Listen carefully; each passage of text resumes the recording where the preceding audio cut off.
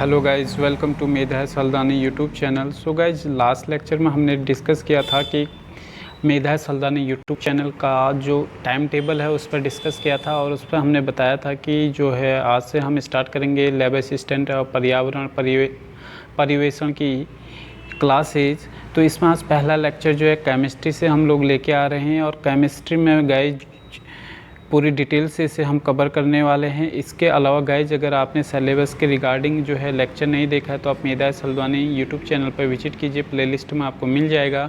इसके अलावा गाइज, इसमें हम केमिस्ट्री, फिजिक्स और बायो इवन मैथ को भी कवर करेंगे।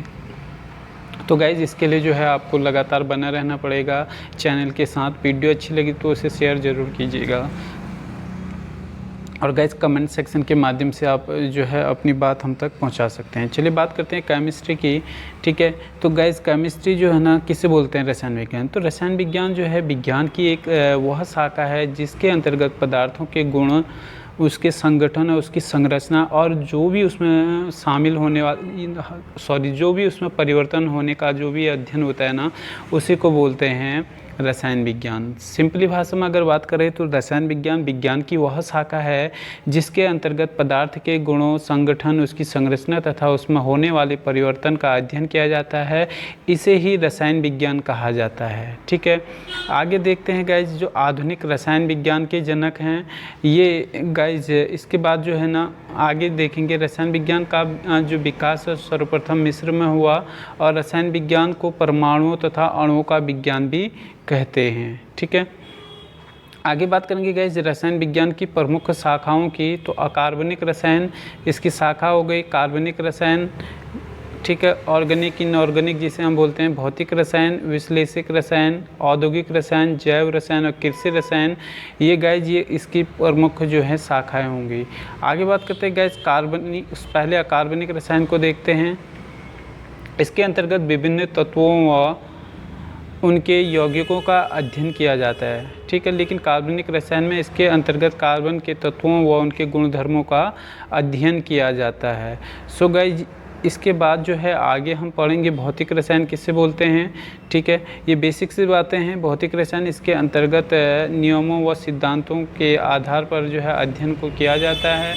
अगला है विश्लेषिक रसायन। तो इसके अंतर्गत पदार्थ की पहचान व पदार्थ के परिमाण का अध्ययन किया जाता है। आगे बात करेंगे गाइज औद्योगिक रसायन की। तो गाइज इसके अंतर्गत ज़्यादा मात्रा में पदार्थ का निर्माण करने का अध्ययन किया जाता है, ठीक है। इसके बाद जो है गाइज आगे बात करेंगे रसायन विज्ञान की जो मूल अवधारणाएं हैं उनकी बात हम करेंगे। इसमें पहला जो हम कवर करेंगे मैटर यानी कि द्रव्य को कवर कर रहे हैं। इसमें कोई भी वस्तु जो स्थान घेरती है और जिसमें द्रव्यमान होता है वह जो है गाइज द्रव्य कहलाता है। जैसे बात करें गाइज वायु, दूध, लोहा, लकड़ी इत्यादि जो है इसके उदाहरण हो सकते हैं। लेकिन जो आधुनिक विज्ञान है, आधुनिक विज्ञान में द्रव्यों का दो प्रकार से वर्गीकरण किया जाता है, और इस वर्गीकरण को गाइज हम अच्छे से देखते हैं पहले, ठीक है।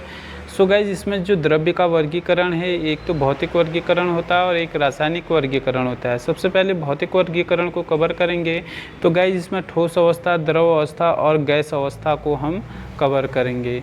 आगे गाइज इनको जानते हैं ये क्या चीज़ें हैं, ठोस अवस्था, गैस और द्रव। तो सबसे पहले ठोस अवस्था को देखते हैं कि जो ठोस अवस्था है, ठोस अवस्था में कण जो होते हैं ना एक दूसरे के बहुत निकट और क्रमबद्ध रूप में होते हैं, और ठोसों का निश्चित आकार एवं आयतन भी होता है। सामान्यतः ठोस कठोर एवं दृढ़ होते हैं, ठीक है ना। अगर बात करें गाइज द्रव्य अवस्था की, सो गाइज द्रव्य अवस्था द्रव अवस्था में कण ठोस की अपेक्षा जो है गाइज कुछ दूरी में होते हैं, और द्रवों का जो आयतन है ये निश्चित होता है परंतु आकार इसका अनिश्चित होता है। इसके अलावा गाइज जिस बर्तन में हम इन्हें रखते हैं ये उन्हीं का जो है आकार ग्रहण कर लेते हैं। स्पेशली आपने गाइज ये बहुत बार पढ़ा होगा, ठीक है। गैस अवस्था की बात करें तो गैस अवस्था के कण एक दूसरे से अधिक दूरी पर होते हैं, और गैसों का आकार तथा आयतन जो होता है अनिश्चित होता है। नोट करके लिखा गया है गाइज, जल तथा गंधक ही एक ऐसा पदार्थ है जो तीनों अवस्थाओं में पाया जाता है। आगे बात करते हैं गाइज द्रव्य का रासायनिक वर्गीकरण की, तो गाइज एक होता है शुद्ध पदार्थ, दूसरा होता है मिश्रण। इसमें शुद्ध पदार्थ में तत्व और यौगिक को शामिल करेंगे, मिश्रण में समांगी मिश्रण और विषमांगी मिश्रण को हम शामिल करेंगे, ठीक है ना। सबसे पहले बात करते हैं अब गाइज नेक्स्ट शुद्ध पदार्थ की। सो गाइज वह पदार्थ है जिसे किसी भौतिक प्रक्रम द्वारा अन्य प्रकार से द्रव्य में परिवर्तित नहीं किया जा सके, जैसे सोना, चांदी, लोहा, जल, इन्हें दो उपभागों में भी बांटा गया है। एक है गाइस तत्व और दूसरा क्या है, यौगिक। अब तत्व क्या है और यौगिक क्या है इन्हें समझेंगे और उसके बाद आगे बात करेंगे मिक्सचर की। तत्व क्या होता है गाइज, एक ही प्रकार के कणों से बने द्रव्य जिन्हें किसी भौतिक अथवा रासायनिक प्रक्रम द्वारा तोड़ा नहीं जा सके, वह क्या कहलाता है, तत्व कहलाता है। जबकि यौगिक जो है विभिन्न प्रकार के परमाणु एक निश्चित अनुपात में सहयोग करके यौगिक का निर्माण करते हैं, तो यही यौगिक कहलाता है। आगे गाइज बात करेंगे मिश्रण की, मिक्सचर की। तो गाइज दो या दो से अधिक पदार्थों का किसी अनुपात में भौतिक संयोजन जो है ना मिश्रण कहलाता है। और गाइज यह दो प्रकार का होता है, एक है गाइज समांगी मिश्रण और दूसरा है विसमांगी मिश्रण। तो गाइज समांगी मिश्रण और विसमांगी मिश्रण क्या है, इन्हें भी थोड़ा सा हम देखेंगे। तो गाइज समांगी मिश्रण क्या है, यह वह मिश्रण है जिसमें घटक एक दूसरे से पूर्णतः मिश्रित होते हैं और पूरा मिश्रण का संघटक समान हो तो समांगी मिश्रण कहलाएगा। जैसे आप उदाहरण के तौर पर गाइज इसमें पढ़ेंगे, इसका उदाहरण वायु। अब आगे बात करते हैं गाइज विसमांगी मिश्रण की। तो ये वह मिश्रण जिसमें घटक एक दूसरे के पूर्णतः मिश्रित न हो और मिश्रण का संगठन समान न हो, तो यह विसमांगी मिश्रण कहलाता है, ठीक है ना। इसके अलावा गाइज द्रव्य का भौतिक गुणधर्म की बात करें तो भौतिक गुणधर्मों को पदार्थ की पहचान व संगठन का परिवर्तन किए बिना पाया या देखा जा सकता है। इसके उदाहरण में हम बात करेंगे गाइज, रंग इसका उदाहरण है। विषमांगी में गंध, गलनांक, क्वथनांक और घनत्व। ये गलनांक, क्वथनांक और घनत्व क्या हैं, इनको हम आगे के लेक्चरों में अच्छे से कवर करेंगे। गाइज आज के लेक्चर में हम बेसिक केमिस्ट्री को पढ़ रहे हैं, आप लोग इसे पढ़ चुके हैं, लेकिन ये हमारे सिलेबस का बात करें लैब असिस्टेंट और पर्यावरण पर्यवेक्षण के, तो गाइज यहाँ पर जो है ये सिलेबस का हिस्सा है, ठीक है। और गाइज बात करते हैं द्रव्य का रासायनिक गुणधर्म की। तो गाइज भौतिक गुणधर्मों को पदार्थ मापने या देखने के लिए रासायनिक परिवर्तन का होना आवश्यक होता है। उदाहरण की बात करें गाइज, संगठन, ज्वलनशीलता, अम्ल, क्षार इत्यादि के साथ ये जो है अभिक्रिया करेंगे। द्रव्यमान की बात करें गाइज आगे, तो किसी पदार्थ का द्रव्यमान उसमें उपस्थित द्रव्य की मात्रा है तथा इसका द्रव्यमान क्या होता है, स्थिर होता है। वहीं भार और द्रव्यमान में अंतर भी यहीं पर आप क्लियर कर लीजिएगा अपना कन्फ्यूजन। गाइज भार क्या होता है, किसी वस्तु का भार उस पर लगने वाला गुरुत्व बल है तथा यह भार गुरुत्व में परिवर्तन के कारण एक स्थान से दूसरे स्थान पर अलग अलग हो सकता है। भार क्या है, किसी वस्तु का भार उस पर लगने वाला गुरुत्व बल है तथा यह भार गुरुत्व में परिवर्तन के कारण एक स्थान से दूसरे स्थान पर अलग अलग हो सकता है, ठीक है। आगे गाइज बात करेंगे रासायनिक संयोग के नियमों की। तो गाइज ये भी हमारे सिलेबस में इंक्लूड है, तो याद रखिएगा। पहला है गाइज द्रव्यमान संरक्षण का नियम।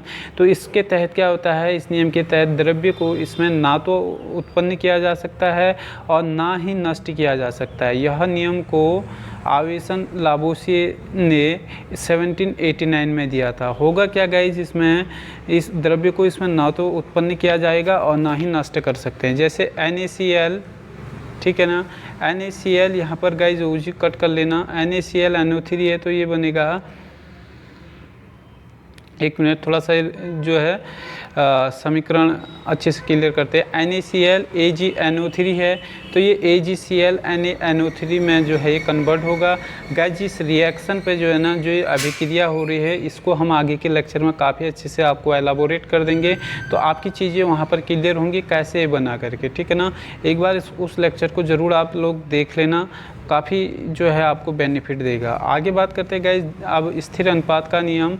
तो इसमें किसी शुद्ध यौगिक के नमूने के तत्वों के द्रव्यमान का अनुपात जो है स्थिर रहता है। चाहे यौगिक किसी भी विधि या स्रोत से प्राप्त किया गया हो। और इस नियम को जो है जोसेफ प्राउस्ट ने दिया है, ठीक है, ने दिया है। अगर बात करें गाइस उदाहरण की, तो शुद्ध CO2 को हम निम्न में से किसी भी विधि द्वारा प्राप्त करें तो प्रत्येक में कार्बन और ऑक्सीजन के तत्व तो उपस्थित रहते हैं और वे उनके द्रव्यमान में हमेशा 12:32, 12:32 या 3:8 अनुपात में ही रहते हैं। जैसे CaCO3 तो CaO और प्लस CO2, ये इसका अगर आप डाटा निकालेंगे, अच्छा ये भी निकालना हम आपको आगे के लेक्चर में क्लियर बताएंगे क्योंकि लेक्चर लंबा हो जाएगा, तो ये 12:32 हो जाएगा। अगर ऐसे ही आप इसे 4 से करेंगे, भागा देंगे, तो ये क्या हो जाएगा 3:8 में कन्वर्ट हो जाएगा। सो गाइज ये जो नियम है इसी में आगे बात करते हैं। आगे नेक्स्ट जो डाल्टन द्वारा 1803 में प्रतिपादित किया गया, जब दो तत्व आपस में मिलकर एक से अधिक यौगिक बनाते हैं और एक बल के द्रव्यमान से संयोग करते हैं तो वे एक सरल अनुपात होता है, जैसे H2 + O2 = H2 + O2।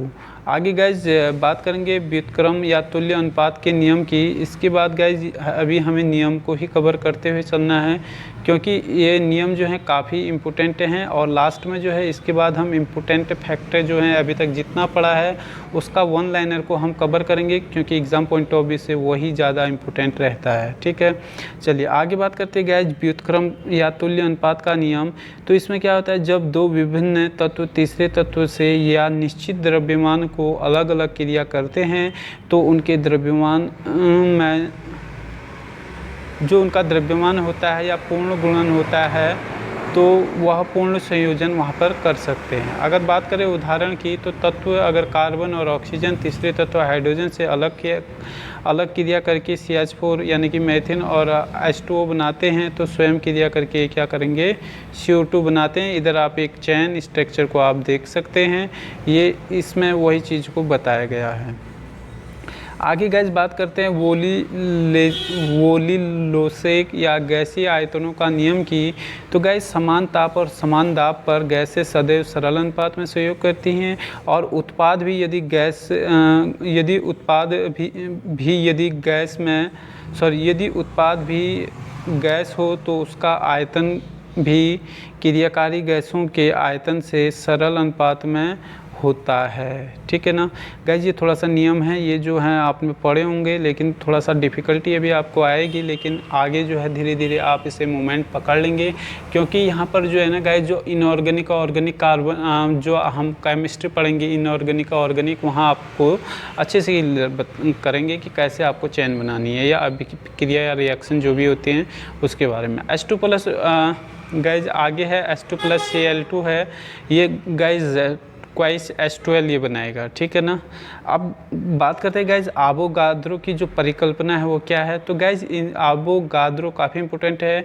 इसके अनुसार ताप व दाब की समान परिस्थितियों में गैसों के समान होती है तथा इस परिकल्पना के आधार पर परमाणु और अणु में जो है भेद किया जा सकता है। परमाणु और अणु क्या है उनको भी इसी लेक्चर में हम समझेंगे। इसके बाद वन लाइनर जो इम्पोर्टेंट फैक्ट है उसे हम अगली क्लास में यहाँ से कवर कर लेंगे। सो गाइज सबसे पहले देखते हैं कि जो परमाणु है वो क्या है। किसी तत्व का वह छोटे से छोटा कण जो रासायनिक अभिक्रिया में भाग ले सकता है वही परमाणु कहलाता है। परमाणु का स्वतंत्र अस्तित्व भी हो सकता है और नहीं भी हो सकता है। ठीक है, तो दोनों चीज़ें हो सकती हैं।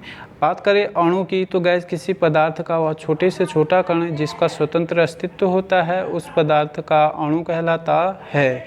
सो गाइज अभी ये जो है पूरा नहीं हुआ है, अभी परमाणु और अणु को भी हम आगे और अच्छे से एलाबोरेट करेंगे। ये बेसिक जो होता है ना केमिस्ट्री, जब हम पढ़ते हैं तो बेसिक चीज़ें पढ़ते हैं, तो ये वही बेसिक चीज़ों को हम कवर करें और ये हमारे सिलेबस का हिस्सा है, इसलिए जो है इसको हमने इंक्लूड किया है। गाइज आगे के लेक्चर में जो है आगे हम बात करेंगे। अगर लेक्चर आपको पसंद आता है तो इसे लाइक शेयर और कमेंट जरूर करें गाइज। इसी तरीके से लेक्चर आपको नियमित रूप से मिलते जाएंगे। Thank you guys.